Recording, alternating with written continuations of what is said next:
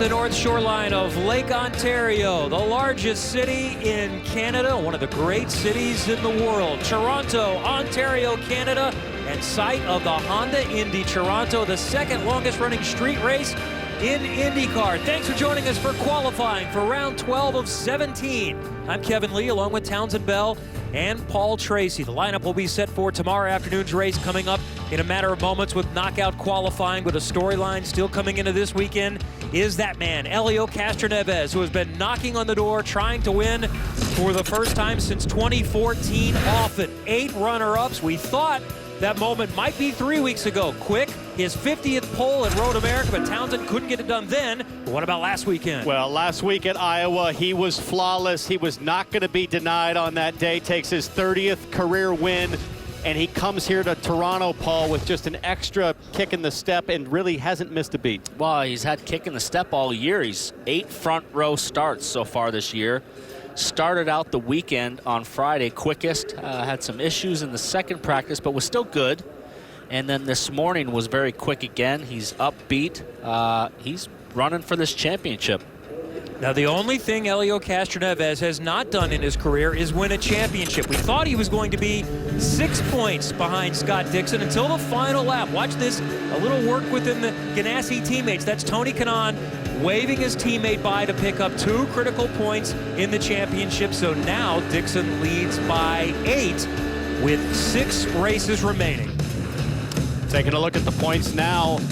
As you said, Kevin, 8-point gap, but look at the Penske freight train there, 2nd through 5th, all Penske's, and they've come here to Toronto with another brilliant setup. I think you could really go 6-7 deep, still legitimately in the championship fight right now. Plenty of stories to follow this weekend, but there's still more to talk about concerning Castroneves. We start on pit lane with Jan Bikas. And that's right, Kevin. And Helio, just as you heard Paul mention, started off with that momentum that he had in Iowa here in Toronto. Fastest in the first session yesterday morning. And Paul mentioned not as good in the afternoon. The reason? He said, I did not like my car on the red sidewalled Firestones, the alternates. Then this morning, fast again, while he was second to Pagenaud, his teammate. But guys, as you know, if you want to be on pole position here in Toronto, your car has to work well on the Firestone Reds. That's yet to be decided. Katie?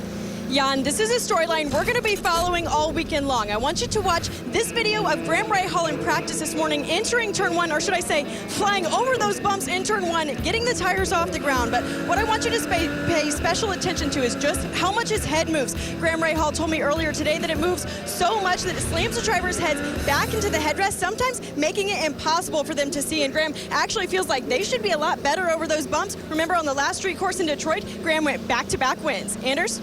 And speaking of someone that's managed bumps really well, Scott Dixon has 2 pole positions and 2 wins here, but he was not happy at all after that final practice today on those black tires. Now, I spoke to Mike Hull. He says they've gone back to some of those changes that they did overnight. He was very good on reds yesterday, so they're going to go back to that, try and break into that top 3. Robin? Well, if you've ever watched a motocross race, they have a thing called whoop-de-doos, where the motorcycles bounce over these bumps. Think about going 175 miles an hour in IndyCar. That's what they're doing at Toronto. But they're city streets. They're not supposed to be made for those speeds. And earlier today, you saw them patch, coming out of the last turn, they have to patch this part of the track because he keeps coming up. He's done it 2 or 3 years in a row, so they put a little epoxy on it. They dried it. We're a little bit late, but now we're ready to qualify, fellas.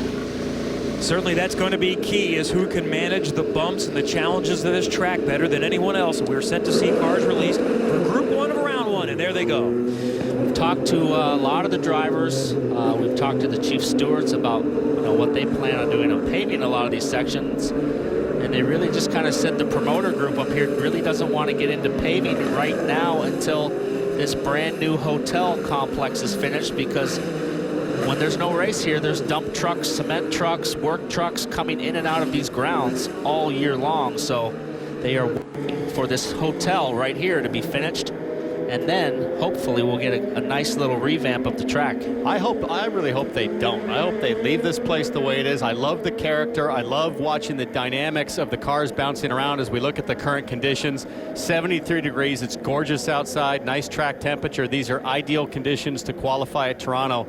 But guys, I just love watching what is effectively a paved off-road race. And it really can shake things up. We think we know who's fast, but you've got to be able to put it together and manage the bumps as we watch Will Power. Again, Team Penske 1, 2, 3, 4 in practice.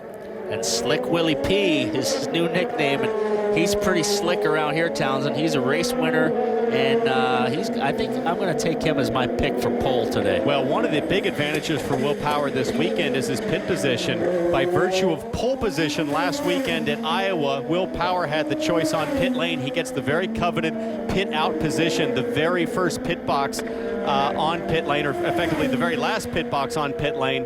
And based on how things are configured here at Toronto, he has a huge advantage, especially under a full course yellow pit stop where he can block effectively so many of his competitors as he leaves his stall. It's so tight at the pit exit. He's on black tires. They're saying this weekend the blacks are pretty consistent. Longevity is good.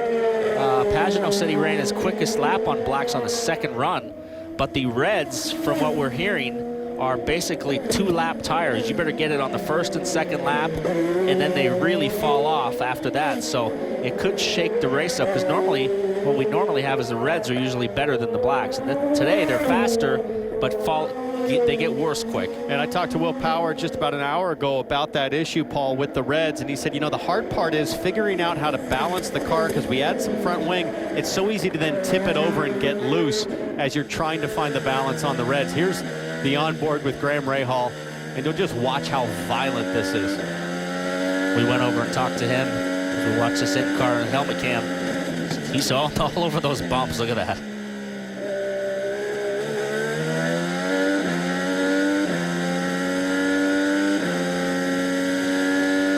All right, first lap pass time 62.0. You're currently P7. 7 minutes to run here.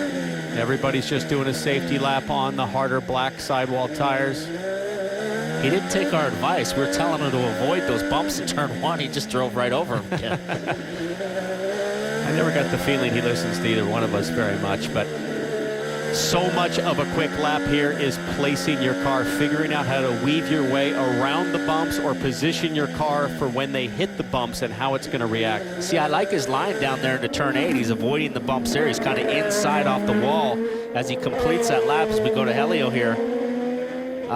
He's avoiding those bumps down in turn 8. We see Castroneves come down into turn 8. You can see he's out against the wall, but their cars, Townsend, work so good over the bumps compared to the others. Just look here at how much less Castroneves has to make adjustments and inputs in the wheel versus what we just saw with Graham Rahal. And he's exercising some patience right now. Roger Penske and Helio Castroneves, they decided to not go out with the rest of the group. They decided to kind of lay back, so you can see clear road ahead for Castroneves playing the game. Let's get a good, what they call, banker lap in on these blacks before they go for it. And his banker lap is still better than some on the reds. Munoz, Piggott, and Hildebrand on the softer, quicker alternate compounds as Power goes to the top. Also in the blacks, and he gets into the 59s. That's already quicker than last year's top qualifying time. Quicker than any time in practice, and I'm afraid for the rest of the competition, this is the Penske advantage. Coming here so prepared for this very difficult surface, and you see it in the confidence with Castroneves' hands as he comes to the timing line, which is right before pit in, just there. So now here's something to think about with Power. Since several already on reds, is there any chance they would gamble and try to save a set of reds? I think a lap time like that, he can sit on it. Yeah. I would guess he would sit on that, because right now he's 3/10 clear as we see Sato clobbers the wall, and he barely kisses the wall. So looks like he came in for some reds, hopefully no damage. But that's the last corner, Paul, right before the timing line. There's a little bit of an advantage in absolutely maximizing, basically giving up the next corner to try to maximize the timing line. 59.3 now for Will Power on the blacks. I think you're gonna see him save reds now, because that will probably hold up for the rest of the session. You'd have to think so. As you see Ed Jones pitting for a change of tires here. What's most impressive about him this weekend, guys, he's actually driving with a broken left foot. We talked about the bumps earlier today, and that's especially a struggle for Ed Jones, because you use the brakes a lot here, don't you, Townsend and PT? You really do. You hammer on them, and when you're holding the brake pedal and then the shock is coming through the car for your whole body, including your foot, that's That's got to be the most difficult scenario for an injury like that.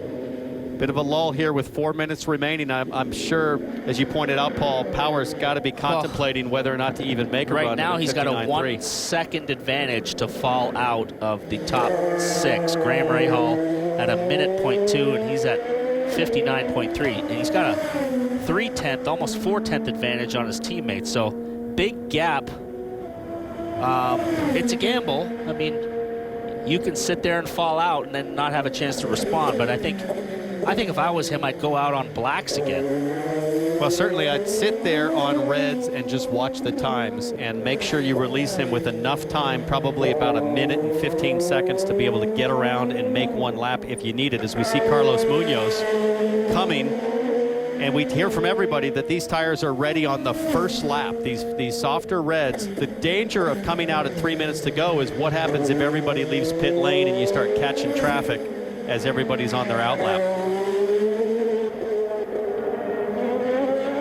Carlos Munoz was pretty good in practice today. 10th quick in the third practice this morning. A year ago, Munoz would have laughed at being 10th quick on the Andretti team, but the Foyt team that he drives for now, they just really struggled, especially on a track like here in Toronto, that 10th is actually a big improvement for them on pace. This is one where he's not done well before when he was with Andretti. Odd statistic, Munoz has finished 17th 4 times here at Toronto and 22nd the other time. Spoke to AJ on Thursday night. Saw him at dinner, and he said, hey, they got to improve their team. But he said he's also looking for these drivers to step up and give his team some direction on setup. And it's been a change on the pit stand here for Carlos Munoz. George Klotz has moved over to his pit stand from that of Connor Daly, and it's looking like a very promising weekend so far for them. I've been listening in on the radio for them. Nothing so much so far. They're pretty happy over the bumps, and yeah, so far looking pretty good here for Carlos Munoz. Sato goes to 3rd quick. He's on the reds. Power and Castroneves continue to sit in their pit box, standing on their times, done on the primary blacks. Now this young American, Spencer Pigot, who we just saw, has been really hustling. We go back on board with Graham Rahal. I think Pigot's done an excellent job this weekend. He was top 6 in practice earlier, and Rahal has a really nice lap going. Yeah, he's outside the top 6 right now. So right now he's 9th. So we'll see this first lap around, and he jumps to P3. So that's a nice jump up with 1 minute 20 seconds to go. So that should secure him into the fast 12. I think that also, though, secures Power and Castroneves, that they're safe. Rahal has been relatively quick throughout the weekend on the reds. He still couldn't challenge the primary tire. As we watch Pigot trying to pick up 8th quick right now, see if he can jump into that transfer spot into the top 6. He's right on the bubble. Spencer Pigot, there he goes. He's up 200s, 1 corner to go. This would be big for him. Takes a lot of the apex curb, and I think he might have it. No, just 7th. He didn't push his teammate J.R. Hildebrand. We haven't showed him. He is inside the top 6, and Marco just bumps him out right then. So that's a big jump for Marco. He was all the way down at the back. J.R. Hildebrand jumps to P3. Well, there's another team that's really struggled on a lot of the street and road courses, Ed Carpenter Racing, so that's a big boost for them to come here and be quick.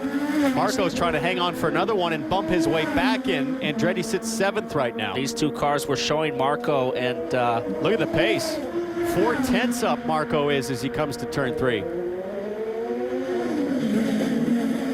Marco and Charlie Kimball's car look very similar this weekend. New livery for Charlie, so watch out for that, fans out there. His car looks very similar to Marco's. Marco lost a little bit coming off the hairpin. He's at almost 3/10 up. Sato jumps to 3rd, bumps Castroneves. Graham Rahal goes to 2nd. Marco's losing it here. He's lost 4/10 in the last 4 corners. It's going to be really close. Hey, pit this lap. Bumped his way in. He just pushed Spencer Pigot out. Hildebrand right now is 5th. Still 4 more coming to the line, though. Jones, not enough to improve. Graham Rahal almost got Will Power to 59.398 to a 3.91. So big improvement for Graham Rahal from this morning. So advantage Team Penske. Power and Castroneves both advance and save the alternate red tires. Stay with us from Toronto. Watch every IndyCar and NBC race online, on tablet, and connected TV devices with the NBC Sports app. Download the app or find out more at NBCSports.com. Beautiful look on Lake Ontario in the middle of round 1 qualifying for tomorrow's Honda Indy Toronto, and here is who unable to advance out of group number 1. Well, no surprise there for Kimmel, Munoz, and Jones. They've struggled a little bit this weekend, but Spencer Pigot was right on the bubble. It must be tough to swallow to just miss out on advancing as these guys go through. Yeah, these two guys right here, Hildebrand and Marco, both needed that. So in the top 12 for the next run. Nice lap by Sato, and Graham Rahal split the two Penske guys. But it's those two Penskes that make it through on the harder compound. Everybody else having used a set of reds. Esteban Gutierrez, one of those in group number 2. 2 more Penskes, Ryan Hunter-Reay, and the hometown hero, James Hinchcliffe, qualifying from Toronto. After group 1 of round 1 qualifying, and he is a 3-time winner here. This was win number 2 back in 2010. Power early in his days. That was his first full season with Team Penske. And then last year, Will Power also. He took advantage of a bad break on pit sequence for Scott Dixon. He was not able to make his second and final stop before the caution came out. Power took advantage. He wins. Hunter-Reay and Hinchcliffe also on the podium. So Power sits with that big advantage, not using up the quicker, softer, red sidewalled Firestones in group number 1. We're ready for group number 2 in a moment. But first, let's hear from one of those that didn't advance with Jan Bigas. And unfortunately did not advance by 1/100th of a second. That's got to be tough. And I know that you love your car on the blacks. Was it again an issue trying to extract that speed from the alternates? Yeah, the balance just hasn't been quite where I'd like it on the reds, but we definitely improved it for qualifying. So, I think we're happy with what we have for tomorrow's race. And, it's a shame another, 2 weekends in a row just missing it by, a couple hundredths of a second. So it's a little frustrating, but, we've been really strong in races this year and excited to see what the Fuzzies car can do tomorrow. Paul and Townsend have been very impressed with your speed in the previous practice sessions. Again, you're very comfortable in that race pace? Yeah, I think, the races generally this year has been our most competitive time of the weekend. So, hopefully that continues tomorrow. All right, thank you, Spencer. All right, thank you, Jan. As we get going in the second part of round number 1, take a look at that number 7 car, the Lucas Oil, now AFS Schmidt-Peterson Motorsport entry. That's Sebastian Saavedra. Also ran the 500 this year for Juncos Racing. Back in a non-500 event for the first time since the end of 2015. He is standing in for Mikhail Aleshin this weekend. Bit of a surprise, really. Aleshin being sat down by the Schmidt-Peterson team after a crash in the first stint in Iowa. He's had a lot of issues this year, but also a hard charger, Paul. So Saavedra steps in at least for one race here at Toronto. He's done pretty well here before, but I don't think anyone saw that coming. Well, I mean, it's kind of unclear what the whole scenario is. Is it crash damage money related, or is it just a message? We're going to have dinner with him tonight, so I don't think we're going to be running for president if we're going to sit down with a Russian for dinner. Oh, my. Well, the word is that he needed a reset and just a chance to step back. Everything's always week to week, but we're hearing, and by the fact that he is here this weekend, there are still plans for Mikhail Aleshin in that number 7 car moving forward as we watch Tony Kanaan and ride on board. Now for Tony Kanaan, of course, they have been, meaning the Ganassi team has always been fast at Toronto. However, a very frustrated Tony Kanaan after this morning's practice, saying, we know what we need to do mechanically, but we haven't been able to match it to the Honda Aero kit. And he, obviously, you can see by those hand movements and the onboard shots, he's given everything he has, but they have not, at least at this point. He and Scott Dixon found the sweet point. I was just going to say he is chopping at that steering wheel. Look, it's sideways off of turn 1, Townsend, and it is a lot harder work for these guys than when we watch the in-car camera views of the Penske cars. So he is working hard. Let's watch a replay here of Hinch with Pagano up ahead. Is he going to get mad at him? Well, Pagenaud's just dragging it here, trying to find a gap, and now Pagenaud's going to get after it. Hinchcliffe wondering, what is he doing? Well, you could end up getting a penalty for impeding him there. So. Not coming out of the pits, though. Well, obviously, Hinch wanted to get up to it a little quicker than Simon felt was needed. We saw a bit of a gesture in practice this morning from Hinch directed toward Max Chilton. And last year, James Hinchcliffe came away with his best finish ever here at Toronto with the podium, and they rolled off the transporter with that same setup. But Hinch said they just wanted to confirm, because that finish last year did come off strategy, and he said, yep, that first practice, it's a solid P18 car just based on speed. So they've made a ton of changes to this car throughout the weekend. This morning, he was much happier. 9th in practice this morning. Very animated this week, and he seems to be getting annoyed quite quickly. Racing in your hometown, I know it'll do that to you. There's a lot of pressure on him this weekend to perform well. Hometown crowd, he's the hometown favorite. I live my life through that, so you either perform or you get frustrated. So right now, a little bit of frustration. He said he feels like he's gotten better over the last couple of years of saying no and managing his time. How difficult was that to do when you're being asked to do so much, as we take a look at Scott Dixon? I always say yes. I was going to say, Paul said no from the moment he was in Indy Lights. That's very unfair of you, Tom. But very true. On the Reds so far, Esteban Gutierrez.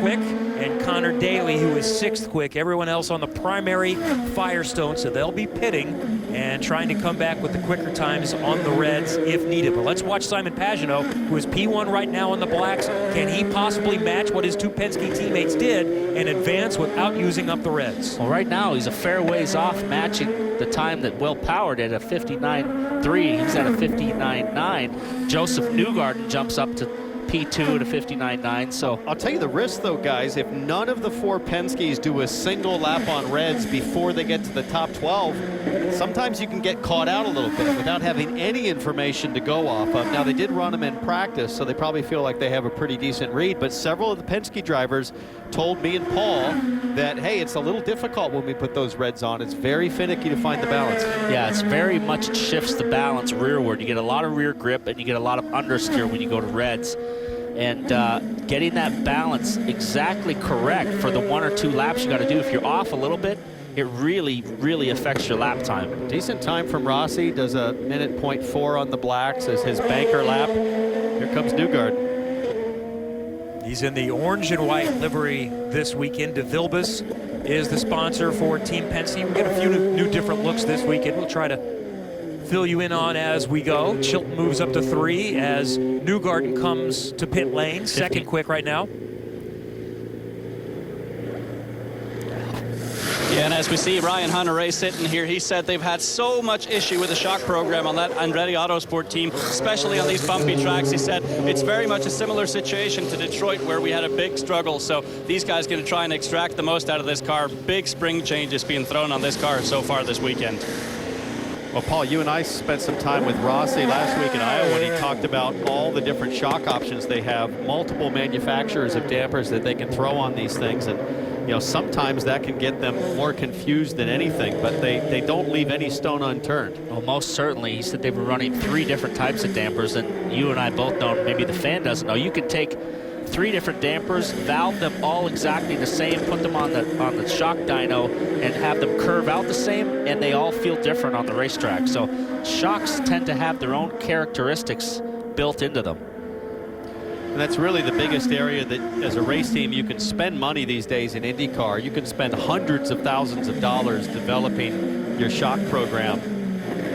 And on a track as bumpy as this, that's oftentimes where the advantage can come in, as Hunter-Reay really drags the anchor around here to try to find a gap.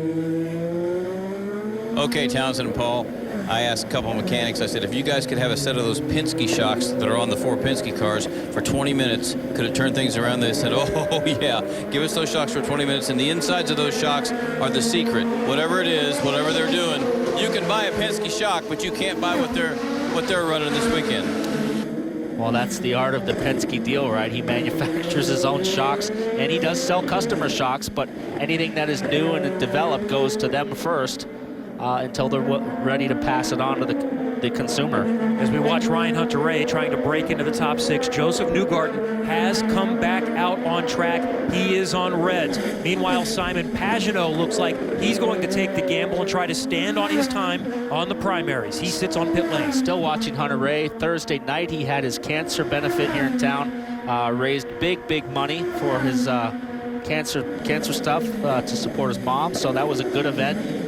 James Hinchcliffe was there, I was there, Rossi was there, so a nice little event to kick off the weekend. Racing for Cancer, Ryan and Becky have been raising significant funds for that program for many years, and they were smart to get you and Hinch involved here in Toronto. And this is a great lap from Hunter-Reay, Kevin. Well, he just slowed down there, lost a bunch of time out of that final corner, it looks like. We are running out of time fast. 1 minute, 28 seconds to go. Newgarden, I think, is going to be the guy here that might challenge Pagenaud, but Kanaan is right now safe. Dixon, there we go. He jumps up as we look at Max Chilton coming to the line. Will he jump into the top 6? He is right now 5th. Now here's the surprise. Joseph Newgarden is on reds, but he's 3/10 off. He's the only Penske, as you said, on reds.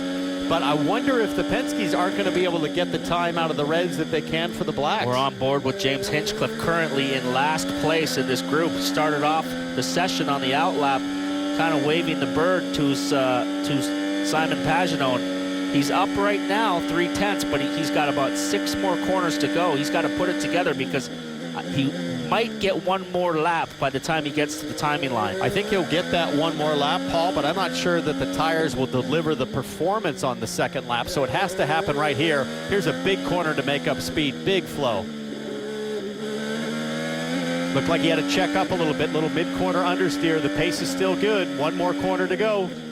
Well, will he go for another lap here? He's going to make it to the line with 20 seconds to go, and he does. He's going to take another one, but he jumps to 5th, from last to 5th, so that it's not safe yet. No, not Max safe at all. Chilton goes to P2. Rossi goes to P2. Wow, big time from Rossi as Newgarden comes to the line. Newgarden's not anywhere close, but he gets a big gap in the final corner. Fast hands on Newgarden coming out of that last corner as we go on board with Kanaan. Kanaan now is outside in 8th. He was comfortable the whole session. Oh, Gutierrez. Gutierrez in the last corner, but that's past the timing line, so that's I think they'll let hit. everybody. That's a big wow. hit. Wow. Huge fire. I wonder if they'll let everybody run to the line. Since Esteban Gutierrez is going to climb out as quickly as he can. Good to see that he's able to get out under his own power. Did you see the right rear tire explode? Almost like the heat popped the right rear there as he sat. And poor Dale Coyne, who has seen so much damage with his cars this season. Second crash for Gutierrez this weekend. Yep. Hinchcliffe coming through, and you can see it looks like he brushed the wall a little bit there. Esteban Gutierrez in the top 6, so that's a big. Well, He bumped James Hinchcliffe. Oh, he clipped the inside wall, I think. oh. Something was going wrong before he went through there. Yeah, he barely nicked the inside wall and then slammed the outside wall, so that's massive damage to that car. He moved that wall back a good 10. You did that in the Super Truck race last year, didn't you? I did not. Man, that was a big impact. Well, that will take him out of the Fast 6 with a penalty, so that's a double whammy for Gutierrez. Are you right? Oh, man.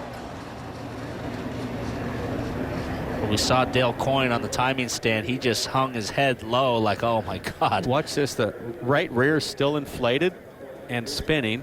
It popped there, but something happens here. Brake line maybe, or something exploded right here. If we watch here for a second, watch. That doesn't look like, look at that, something just let go. Maybe it was caught on the wing. So Pagenaud, Rossi, Newgarden, Chilton, Dixon, and Hinchcliffe advance out of Group 2 in round 1. Stay with us, qualifying from Toronto. High on top of the CN Tower. Townsend, you visited yesterday. I will admit, I am very, very afraid. I proposed to the wife and kids that we get out there and try that, Paul, but none of them were taken. Oh my. I could not quite deal with that. Very, very impressive, and part of the skyline, the focal point of the skyline here in Toronto. All right, Group 2, round 1, here is who did not advance. Well, it's disappointing for Ryan Hunter-Reay. He was looking for a good event this weekend, but the guy who really took the blow was Gutierrez, was in the Fast 6, hit the wall, it eliminates him, and advances James Hinchcliffe in. Sebastian Saavedra, first race outside of Indianapolis of the season, has been getting quicker throughout the weekend. Not a bad performance by him. And here is who does advance. And Pagenaud with the 59.5 on the harder black tires. Everybody else on reds. But I think most interesting, Joseph Newgarden really didn't demonstrate an advantage on the red tires. I think if I'm Penske, I've got to have to wonder now, do I go with the blacks even for pole? Tony Kanaan shaking his head. He misses by 0.03 of a second from advancing. On to round 2 of knockout qualifying. Next from Toronto.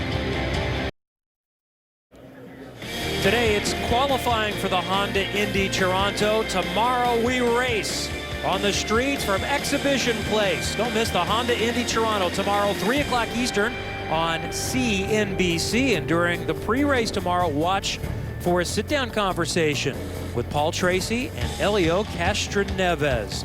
All right, Esteban Gutierrez is involved in a pretty heavy hit just moments ago when Robin Miller has found him.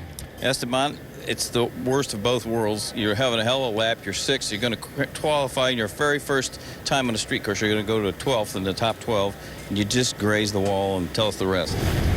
Yeah, it was not ideal. Obviously, it's been a tough weekend overall. Yesterday we lost a bit of track time due to a contact in turn 1, and today was pretty hard on the wall. High-speed corner. I was having a bit of understeer, and I was trying to anticipate a bit the entry of the corner to be very progressive around it. But yeah, I touched a bit the inside wall and sent me out straight to the outside wall pretty hard. In your Formula One days, it seems like the track are really smooth in Formula One tracks. Is this the bumpiest, craziest circuit you've ever been on? Yeah, this one together with Detroit. This in Detroit? Yeah. All right, well, you did a hell of a job at Iowa, and you were doing a hell of a job here. That's part of being a rookie. Anders? And Ryan Hunter-Reay, you're out here in Group 1, qualified 16th. What was going on there? They threw the red flag when nobody was coming by the incident again. I had a lap easy enough to put us in the field in the top 6, and nobody was going to come by the incident again. It was checkered. So why wouldn't they just let us complete the lap? Nobody was coming by the incident again. That would have put us in. So. You mentioned earlier that you'd had some struggles over those bumps here mechanically with the car. Is that still the case, or do you feel like you have it figured out? No, I think we could have challenged. We could have been mixing it up in the top 10, but again, circumstances out of our control took us out of this one. So I'm interested to see what the logic was there on that. That's pretty frustrating because we didn't need to we didn't need to end it at that point. We had quite a few cars that were able to complete the lap and not go through the accident scene. So it's interesting. It's unfortunate we're on the other side of it. Disappointed Ryan Hunter-Reay, Katie? Well, Anders, James Hinchcliffe also brushed the wall during Group 2 of round 1. As you see the replay coming for that, I asked the team what happened. They think maybe Hinch was just pushing a little bit too hard because he wanted to advance to that round 2 group, and they're also going to go to red straight away for round 2. All right, thank you, Katie. Let's go back to Hunter-Reay's comments. I can't say I disagree, because when the crash happened, I said, are they going to let it go? Because everybody was finishing their lap and coming in the pits just then. But think about this. The safety team, I believe, is in turn 8. So to dispatch the safety team onto the track, you have to do that before the line. That was a massive crash. And he's on fire. So IndyCar's doing the right thing. You've got to shut the track down and get the safety trucks out there to go after Gutierrez and make sure he's okay. And Townsend, that's exactly what I was going to add, is that the fact that the safety team was the up track, as you just described, of the incident. And I totally agree with Paul. The initial reaction I had as well is, wait, that's past the start-finish line, or say the timing line, not start-finish, but the timing line for qualifying, so the cars should be safe. But again, that heavy an impact, I can tell you, it was right across from us here, and you could just feel the concussion in that impact. And when you see fire, I think that's the right call. Go red, make sure the safety vehicle can go there. So what if somebody's finishing laps? It's a safety issue. And in defense of Ryan Hunter-Reay, he probably hasn't seen the significance of the crash. He probably hasn't seen that there's fire involved. You're going to look at it from your own perspective and look out for number 1. But unfortunately, he doesn't advance. Tony Kanaan also felt like he was impeded. So this is where we stand, getting set for round 2 qualifying after some repairs to the temporary street course here at Exhibition Place in Toronto. So far, Will Power has been the fastest. Can he win pole number 49? Helio Castroneves is still in play for pole number 51 and looking for win number 31 this weekend. The first came back in Detroit in 2000. The 5th, his first of 3 500 wins. One of my co-hosts might dispute win number 9 in his career. Gateway will be back there this year. Helio won the last time IndyCar visited. This was the second closest finish in IndyCar history in Chicago in 08. In fact, we weren't sure who won at the finish. And number 30 came just last week. A very dominant performance at Iowa Speedway. The captain looks on. Castroneves released, and here we go in round 2 of qualifying. The top 12 remain. The top 6 will advance to the Firestone Fast 6. Looking at those pictures of Castroneves, I'd argue he's having as much fun, maybe more than he's ever had in his career. That smile at Iowa says it all. And I think, Paul, all these rumors of being put out to pasture, if you will, with a sports car program have only added to the fire in his belly to make it happen here this weekend. You look at those pictures through the years, you're talking 18 years. He doesn't look any older than he did when he first started. So the guy has aged tremendously well.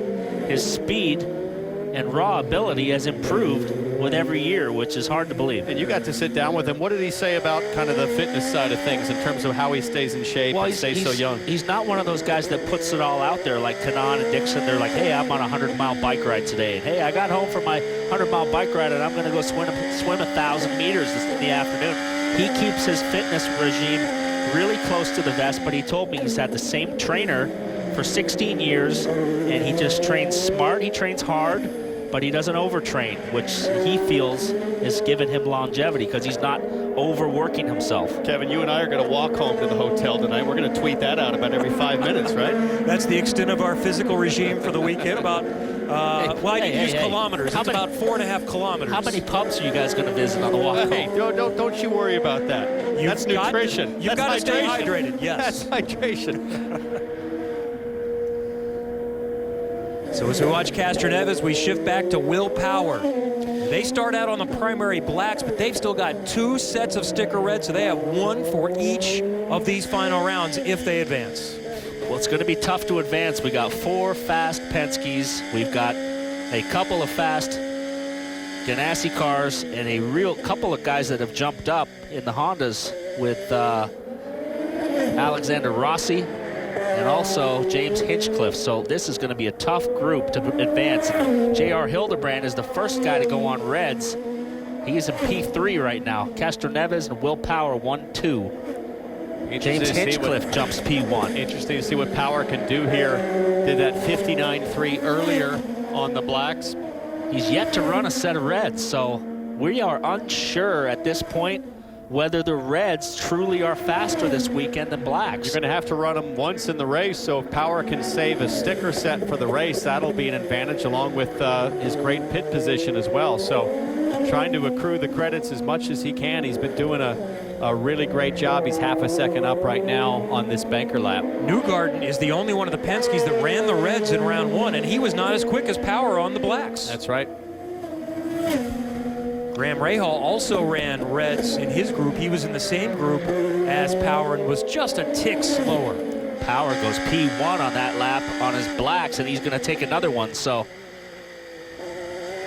J.R. Hildebrand jumps to P2. Rossi to 3. Castroneves goes P1. So with all of this said, normally the blacks are used just to put a banker lap, a safety in case the track goes red.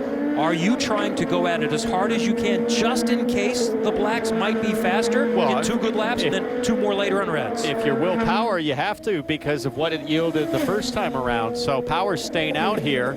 You're going as hard as you can every single lap of qualifying. There's no loafing laps or cruiser laps. They're going as fast as the car will physically let them and the tire will let them go. Power up 4/10 now on Castroneves, so he's on pace for another mid-59 on board with Power. Chilton jumps to P4. One more corner to go for Will Power here as we look at his inboard. Look at how nice those hands are, Townsend, around the corner. Lost a 10th there. He comes to pit lane, but that'll still put him P1 with a 59.8, so I'm going to think he's going to have to take a run on reds. Rossi, Andretti, Chilton on reds. Dixon, Sato, Hinchcliffe also out on reds now. Castroneves responds 59.8, so just a half a tenth quicker than his teammate. The old man still got a lot of fire. Right now, Rossi, Andretti, Chilton, a lot of these guys, nobody's going faster. Last year, Pagano and Newgarden down the back of the field on their blacks. Last year we saw this as well, where each session the track slowed down a tenth or 2 with each group. So we might be seeing the same thing again. And Paul, for Castroneves and Power at 59.8, that might be all you need. Well, Joseph just jumped up at a 1:01, but Simon Pagano is outside on blacks, outside of the top 6 with 5 minutes remaining. He'll come in as we go on board with Rahal, come in, make a change, obviously, and he'll have to go for reds. He would be one to watch, though, when he goes to the reds, because Graham did reds in the first session and was just a tick slower than Power. So keep an eye on him as this round continues. Remember, Graham dominated the Detroit weekend, swept the doubleheader. That's the track and the layout closest in setup to this one. And for a lot of these guys, including number 9, Scott Dixon, they'll be scratching their heads saying, how are we going to match Penske on pace for the race if they're this good on blacks? Nobody close right now. Just jumped to 7th from 10th as we see Pagano comes in P3. So the Penske guys are all 1, 2, 3, 4 now. So all on blacks. J.R. Hildebrand about to begin a lap. Remember, this car has been quick here before. And Joseph Newgarden last year was pretty quick, and 2 years ago won the race. Sticker reds or sticker blacks, Townsend, off of the reds now to blacks. With 4 minutes to go, I have to think that JR's team has maybe decided this is the faster tire. All the data is showing that the black tire is going to yield the best time. Well, at least the data for Penske has shown that so far. That until you can match the time with Penske on blacks, you're kind of kidding yourself. You really are. Marco Andretti exiting pit lane, helping out JR there. Very professional, leaving the room. Also, making sure he didn't get penalized. If he was to go right out in front of JR, he could easily lose his fastest lap. So Rossi is the guy on the bubble now. He just jumped into the top 6. Marco is 7th. Scott Dixon 8th. Graham Rahal 9th. So that is a tough group of characters there that are all trying to advance. J.R. Hildebrand, he's nowhere close here on this lap. I'm going to think he's going to have to duck to pit lane, throw on reds, and then go for it with 3 minutes remaining. So Rossi is back out on track now, but his best time in this round is about 6 or 7 tenths slower than his best time in round 1. Whoa! JR got the inside wall with the right front, just like Gutierrez, right and there, hits the outside wall. Will end the session. So if it goes red, there we go. It goes red. The guys that are in the pits, like Dixon, all switching over to reds, just really got hosed. I don't understand how that, I mean, he was well off a competitive pace. He was probably coming to pit lane and maybe just was looking down at the steering wheel or something. Now, guys, there is still time on the clock, so the red does stop the clock. There's potential for more running here. Pretty hard, Townsend, to hit that inside wall. There's a big inside curb, and you see here he turns in, and there's a big, tall curb sidewalk on the inside. And it's really difficult to hit the inside wall, but he did. You saw the flash right there. You saw the mark on the wall, and that just will immediately shoot you over into the other wall. It's just so strange to have an incident like that when clearly that wasn't going to be he wasn't going for it. That wasn't a lap where it was even close to putting him in. So I'm almost certainly thinking he would have been coming to pit lane as we watch team owner Ed Carpenter. Guys, of course, one thing I left out is that the guaranteed time in qualifying has been realized. So therefore, yes, the clock will continue to count down. My bad. So once you get that guaranteed time in, the clock continues to run. And as you speculated, this will shut down this group of the top 12. Yeah, there is highly unlikely to be enough time to get anyone out, and they would have to get back over to the start-finish line. So Hildebrand goes from second, equaling his best career finish last week, to a crash in qualifying, starting 12th. And what a potential shakeup in the points. Scott Dixon doesn't get a chance to fully show what he can do. Right now, he sits in 8th, but we're now being told they are going to get one timed lap. Well, it'll be a mad rush now to get out on track and find a clear spot. So you're going to see a lot of jockeying for position. Here's a challenge for a lot of these guys. That is a used Firestone red, meaning he was on a lap when the red came out, and we're told that the reds really are at their best for that first time lap. So for Scott Dixon, it could be really tough to find the time. Right now, you've got 4 Penske's and 2 Andretti's in the top 6. And the Penske guys have gone through this whole qualifying without even putting a red on. Yeah, they'll have 2 sets of reds for the next qualifying. So 1 lap qualifying. Who's going to get in the Firestone Fast 6? They will race off pit road. A lot of cars gaggled together there, so all these 6 cars here are going to need to find a gap to each other, and I will guarantee that somebody will be upset that they got held up and didn't get a good run. So everybody's got to space themselves out here. Interesting. Shows Power, Castroneves, Newgarden all on reds. Well, you got 1 lap here to do it. This is like a 1 lap qualifying, right? But are they really, they must be concerned that they could lose it all on that 1 lap. So go ahead and use the reds now. Well, they've got 2 sets of red. They're only going to use 1 set in the Firestone Fast 6. They've still got the extra, so they're on there, presumably. They are, but wouldn't you like to have 2 sets of sticker reds to go for pole? I'll tell you what, you got to be going. Power's he's under Power now on his lap, so you've really got to be up to speed 2 corners before that last corner with the timing line. Look at Power, he's on it. I agree with the Penske strategy. I would not be willing to gamble that when there's only 4 tenths of a second, 5 tenths separating. The pole is important, but it's more important to be in that front 3 rows. You can win from the front 3 rows. It gets pretty difficult the farther you go back. Dixon giving it everything he can there through the final corner. Chasing Will Power. Power already up 1.5 tenths. I think getting the quick time is out of the question right now, but he's looking to get inside the top 6. Look at that. He's well inside the top 6 now, on almost 3/10 now inside. So he's just got to maintain this lap to advance into the Firestone Fast 6. Scott Dixon is flying. Right now, that pace would threaten the P1 time from Castro Neves at a 59.8. Power will be the first one to take the checkers. What can he do? Look at Scott Dixon flying. Graham Rahal. 59.6. P1 for Will Power. Castro Neves across the line. 59.6, almost identical, but in P2. And here comes Scott Dixon. Rahal Little third. loose on entry. Checkers for Dixon. Is it good enough? Yes. It is to the top. Scott Dixon. Provisional pole in Toronto.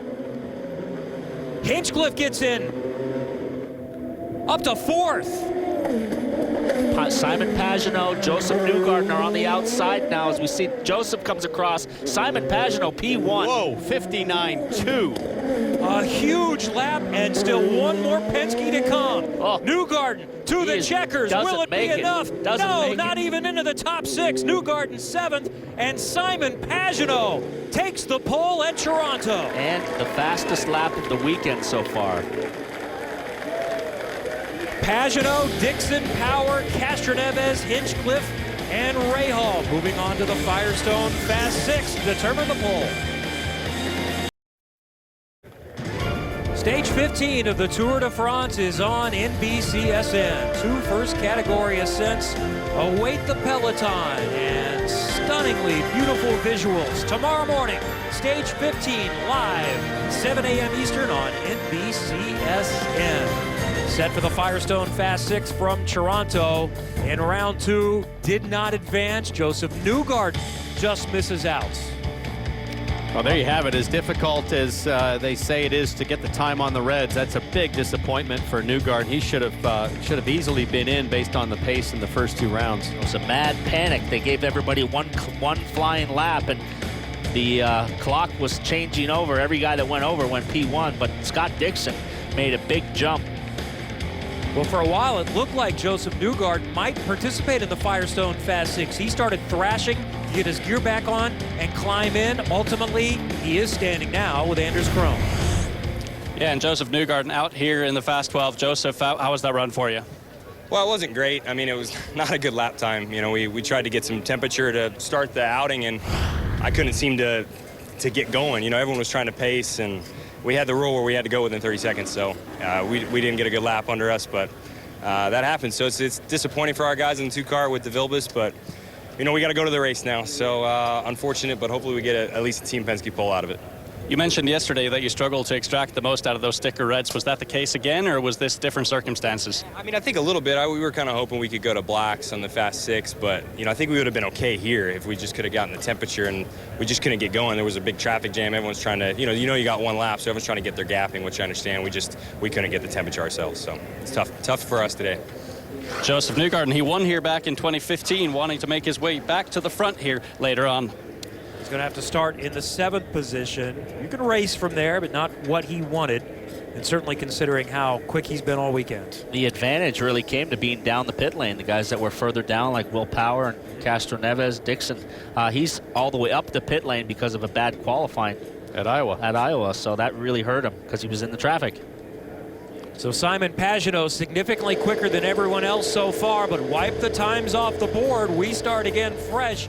The Firestone Fast 6 to determine the front 3 rows in Toronto. Up next. Welcome back to Verizon IndyCar Series qualifying on the streets of Toronto, where the Firestone Fast 6 is getting ready to go out. But Max Chilton just barely missing the Firestone Fast 6. Max, are you frustrated to miss out? I can't complain. I think we were 19th this morning in FP3. We had 3 Ganassi cars in the bottom 5. We didn't really know where to go. We made some big changes, and it seemed to pay off. I think we were unlucky not to get through in that Fast 6. I got caught out by the red flag. But yeah, I can't complain. It's a huge turnaround, and it's given us a place to start the race tomorrow to have a decent result. You will start from 9th, Kevin. So who is going to lead the field tomorrow? We have 3 Penskes, 3 Chevys, 3 Hondas from 3 different teams. Well, 3 Penskes just went out, and there was a big gap to the next group of guys that come out, which would be Dixon. So they're spacing themselves out here, but it'd be interesting to see what tires the choice was. Penske's Townsend have done a masterful job on this qualifying of saving tires, not only for qualifying for this, but for tomorrow. Yep, you don't want to do that though. Will Power locking a left front here. Not a good way to start on your tires. You put a flat spot on that tire, it could ruin your chance for doing a good lap.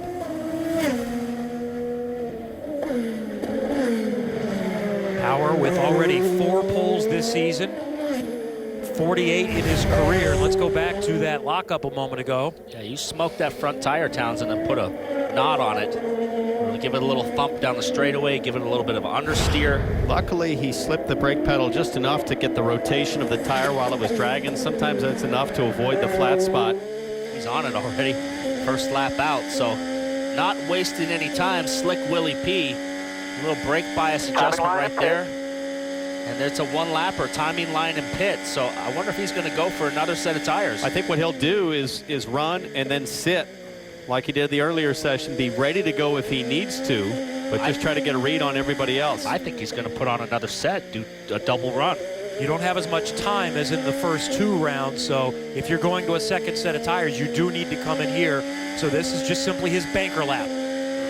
Well, I can tell you, looking here at pit road, they have laid out a new set of sticker reds for Will Power. So when they say go for it in pit, he crosses the line. At least they're ready for him to put them on. We'll see if they send them on them. Not a great time, a 1 minute flat, so not super fast. He was a 59.3 in his first run, so 6/10 quicker than Castroneves, though. Castroneves, 1 minute, 0.6.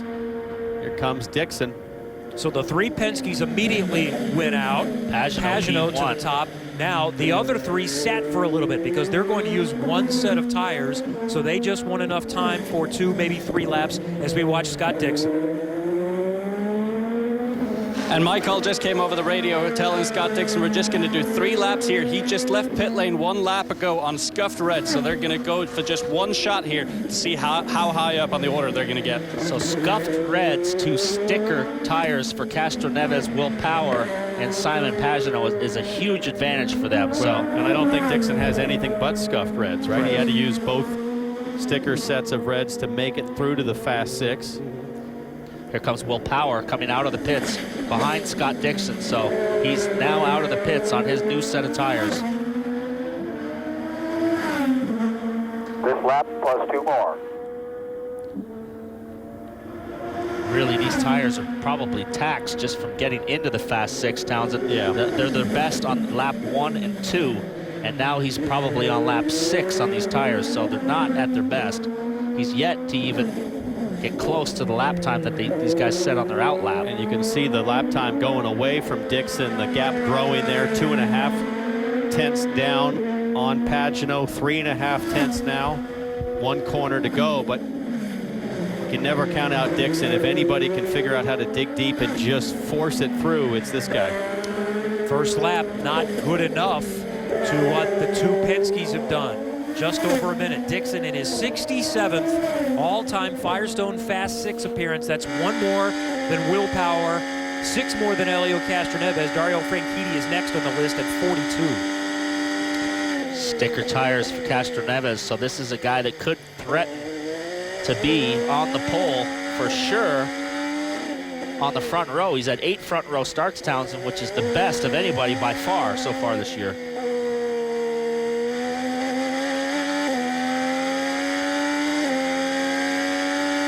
Hinchcliffe to 4th as we continue to ride with Castroneves. This should just do it for Castroneves to go to P1. He hits the line, and yes, 59.5.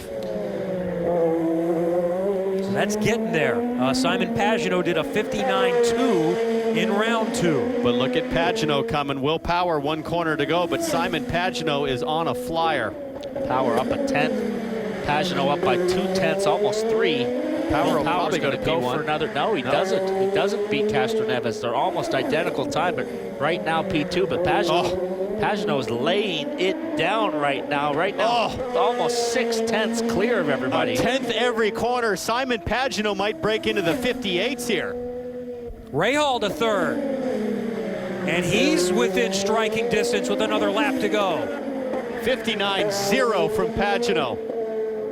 And one more if he wants it. That one will be tough to beat. I would say lay out here, buddy. Got nothing to worry about as you watch the times. 29 seconds to go. Nobody seems to have anything. Maybe Power is close, but he's already done that one hard lap, Paul, on the tires. You can never count out Slick Willie P in a qualifying run, but we go on board with Graham Rahal, who is currently in P4. He's got one more lap to go. He's going to come to the line. 11 seconds remaining. As we see Will Power to the line, does he have it?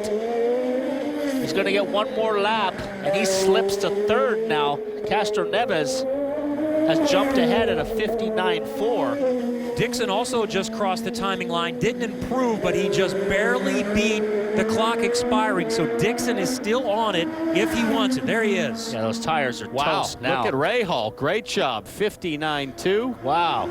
Huge lap for Graham Rahal. He splits up the Penske juggernaut. Here comes Hinchcliffe around to the line as we watch Will Power. We'll keep an eye on the time for Hinchcliffe, and it was not enough to improve him. Power right now sitting fourth quick. You can hear a little wheel spin coming up that hill. Now the tires are probably overshot their pressure, target pressure, doing these extra laps. They've set this car up to do a one-lapper, little sideways off that corner, one more corner to go. And look at that time that Pagano put up. As Power comes to the line, Dixon has already crossed. Whoa. Does Power have anything? Nothing. No. Didn't improve at all. Simon Pagano with a beatdown lap, under 59 seconds. His first pole of the season, 10th of his career, and Pagano is on the point at Toronto. Impressive run for Team Penske's Simon Pagano. He still wants to be a factor to defend his IndyCar championship. Back to Toronto, where we have witnessed a wild qualifying session, and Simon Pagano prevails.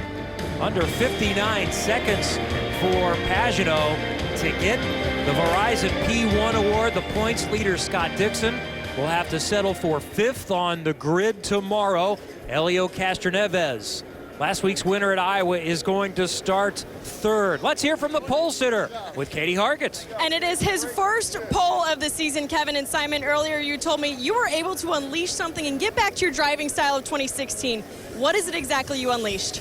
Well, it's, you got to be one with the car. It's been a problem this year for me, with this change of brakes. I drive everything on the brakes, so when I go into a corner, I turn the car on with the brakes more than the steering. So I've been struggling with that quite a bit, but we found what was the issue, and I'm very comfortable. And that was a head of a lap. That was awesome. This track's so much fun because it goes back a bit to my roots, which is rally, when you really have to adjust through the corner. You never get the perfect corner because you're sliding around. I tell you, this was the most fun I've had in a long time, and it's exactly what we do it for. Speaking of being comfortable, Team Penske looks the best of the entire Verizon IndyCar Series field over those bumps. What have you guys found in your damper program? Well, I think it's a whole package. It's obviously our shock departments at Penske in Morrisville. They do a tremendous job at finding the best contact patch on the ground.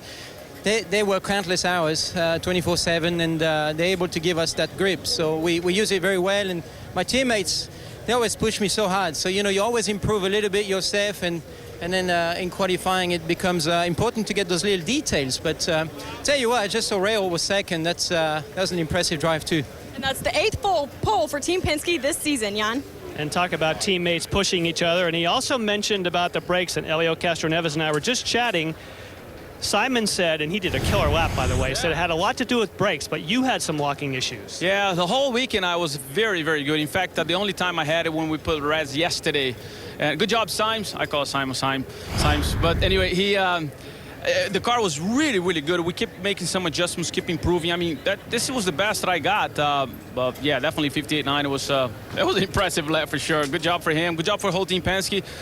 Certainly, we push a lot, and this place is so much fun because it's bumpy, it's concrete, it's kind of like sideways, and you push like the entire time. And if you make an error, you see what happened to Gutierrez. It's so difficult. So great job. We have a very good cars for tomorrow. Hitachi Chevy was really running really good. So, hey, I started in 3rd in Iowa. Starting 3rd here again, so hey, maybe it was a good karma. Yes, that could be a good omen. Now, you talk about how hair-raising it is, and big smile, how much fun it is to try and get that one lap. Okay, but when you're out there and you have a long race distance, you have changing track conditions and maybe a sprinkle of rain tomorrow, how big of a challenge? Oh, man. I just told you about all the challenges in qualifying, and imagine when you just sprinkle a little bit of a rain out there. It's going to be the worst part in rain. It's not about just the rain, but it's when it's kind of like drying or getting or wet or the opposite way. It becoming a really massive challenge to everybody, you know. So, guys, everybody got to watch and see tomorrow because it's going to be a lot of fun. A lot of toughness, but going to be a lot of fun, too. All right, thank you, Elio. Elio continues to have fun regardless if it's P1 or P3, Anders. And Scott Dixon, you were on the front row last year, pole position. Not the same this year, but it's got to feel good to be in the top 5 considering earlier today you were all the way down in 17th. Yeah, it's been a rough weekend, man. We've definitely really struggled with the car and finding the balance. You know, we've got a totally different configuration, and you know, some of the gains I think we thought we had made throughout the season at some of the other street courses just didn't really transfer to here. So the NTT data car, you know, we managed to this morning kind of revert back to yesterday's stuff where we were in the top 3, but it's just a handful. Like, you know, I even had a pretty good lap going, and then I smashed the fence in turn 6 there on the second lap, which, you know, in that third qual. So I think we could have maybe, you know, jumped one more spot in that session, but all in all, just, man, my hands are full. It's something that we definitely need to work on, and hopefully we can make some small improvements going into the race for tomorrow. All right, Scott Dixon will be rolling off 5th, Robin. This is kind of like, I know you didn't win the pole, but believe me, if you get second quickest on used red tires, that's like winning the pole. Actually, it's better when you're competing against 3 Penske's, you know, with new reds, and they've been dominant this weekend. That was a great performance by the Russo team. I'm proud of them. You know, the car's been a little bit of a handful this weekend, you know, but we put it together there in that Q3, and you know, just thanks to the guys, Eddie, Martin, you know, Tom, Mike, who's not here with us, but those guys, everybody's worked so hard to get us in this position. And trust me, this is to finish second in this session after seeing how dominant Penske was all weekend. That's better than a pole for me. So we can definitely race them hard from here. Did you find what you had at Detroit at the end, maybe? No, I mean, the cars needed something a little bit different. What we're finding here, the concrete's more polished than Detroit, so the concrete is pretty slippery, and it's taken you know, a little bit to get the car to balance both on the pavement and then going to concrete in that transition. But, you know, for me, I think Firestone's done a good job with the tire here, and we just keep adjusting away. I think we found some stuff in qualifying that's leading us down the right path. So, you know, we'll be okay tomorrow. But look, we need good points here. We want to get a win, and you know, we're starting around all the good guys, you know, so to speak. And so we're going to have to do everything we can to somehow get ahead of, well, keep ahead of the rest of the Penske's and stay ahead of the one. You're becoming one of the good guys. I hope we are one of the good guys. I think we've proven that the last few years. And you look like that 19-year-old kid that used to be able to pull a lap out at the end. Well, it's a lot, you know, when you've got a car like this and a team like this, it makes a lot more confidence inspiring. When you go out there, you know that you have what it takes to get the job done. So they've made my life a lot easier, but certainly I'm very proud of them, and a result like this is great for all of our partners. All right, hell of a job, Graham. Boys? Graham Rahal's best starting position in his 12th time here at Toronto. Simon Pagenaud, the pole sitter. Stay with us, more to come. Another full weekend of motorsport on your home of motorsport. NBC, NBCSN, and CNBC this weekend, starting tomorrow morning with the Formula One British Grand Prix from Silverstone at 7:30. NASCAR America kicks off coverage from New Hampshire tomorrow at 1:30. And the Cup race is just after 3 o'clock. We're on CNBC with an encore after Cup coverage tomorrow night here on NBCSN. This is how they will line up from Toronto. Kevin, Simon Pagenaud was untouchable. To do that 58.9 was a real sign of authority and a sign of what's to come tomorrow, I think, Paul. James Hinchcliffe got himself in there, and Spencer Pigot and the Carpenter guys. Pretty tough weekend so far. So does anyone have anything for the Penske's? Graham Rahal might. Remember, he swept both races at Detroit, and he's going to start second next to Simon Pagenaud. Coming up next, it's the Tour de France. Join us tomorrow, 3 o'clock Eastern on CNBC for the Honda Indy Toronto. For more information on the Verizon IndyCar Series, go to NBCSports.com. For Townsend Bell, Paul Tracy, Jan Beekes, Katie Hargett, Anders Kroner, Robin Miller, I'm Kevin Lee. Congratulations to our pole winner, Team Penske, Simon Pagenaud.